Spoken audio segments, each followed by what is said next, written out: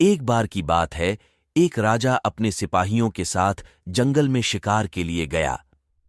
लेकिन अचानक बारिश का मौसम होने की वजह से आकाश में अंधेरा छाने लगा।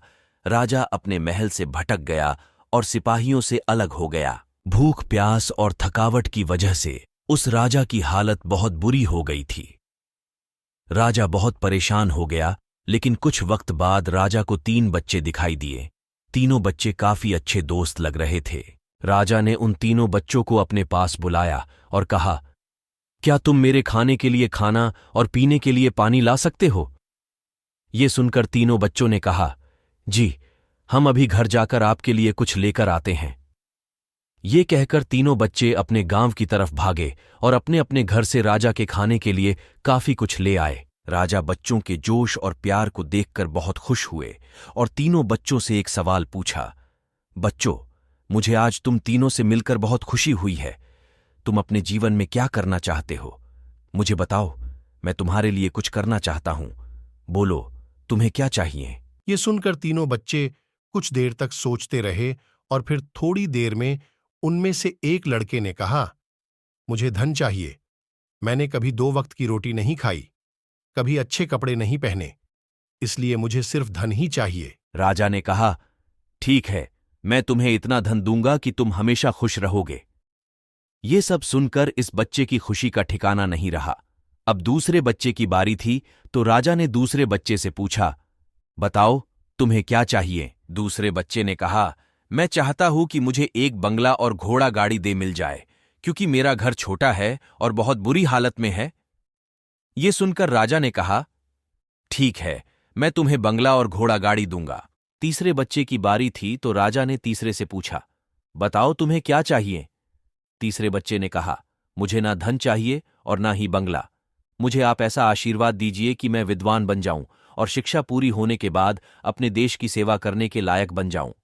जब राजा ने तीसरे बच्चे की बात सुनी, राजा तीसरे बच्चे से बहुत खुश हुए और राजा ने उस तीसरे बच्चे के लिए सर्वोत्तम शिक्षा का इंतजाम करवाया। तीसरा बच्चा बहुत मेहनती था, इसलिए दिन रात एक करके उसने पढ़ाई की और बहुत बड़ा विद्वान बन गया और सही वक्त आने पर राजा ने उसे अपने राज्य का मंत्री बना दिया। अचानक राजा को सालों पुरानी वो घटना याद आ गई। राजा ने मंत्री से कहा, कई सालों पहले तुम्हारे साथ जो 2 बच्चे थे, अब उनका क्या हाल है? मैं एक बार चाहता हूं कि तुम तीनों से एक साथ फिर से मिलूं। एक काम करो, अपने तीनों दोस्तों को कल खाने पर आमंत्रित कर लो।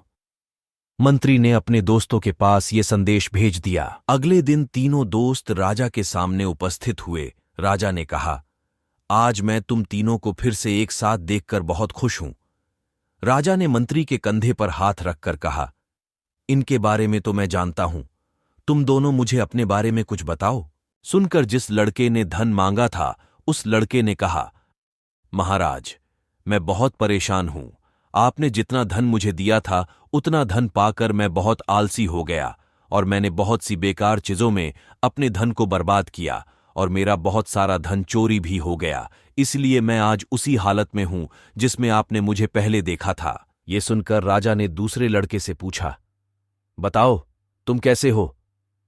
दूसरे लड़के ने जवाब दिया, महाराज, मेरा भी कुछ ऐसा ही हाल है। मैं तो अपने बंगले में बहुत खुशी और सुकून से रह रहा था, लेकिन कुछ वक्त पहले आई बाढ़ में मेरा सब कुछ बर्बाद हो गया। मैं भी उसी हाल में हूं जिसमें आपने मुझे पहले देखा था। ये सब सुनकर राजा ने कहा, अब इस बात को हमेशा याद रखना कि धन, दौलत, संपत्ति हमारे पास हमेशा नहीं रहती, लेकिन ज्ञान और शिक्षा ऐसे अनमोल खजाने हैं जो हमेशा हमारे पास रहते हैं और इसे कोई चुरा भी नहीं सकता। अगर तुम शिक्षा में विद्वान बन जाओगे तो धन और संपत्ति अपने आप तुम्हें मिल जाएंगे।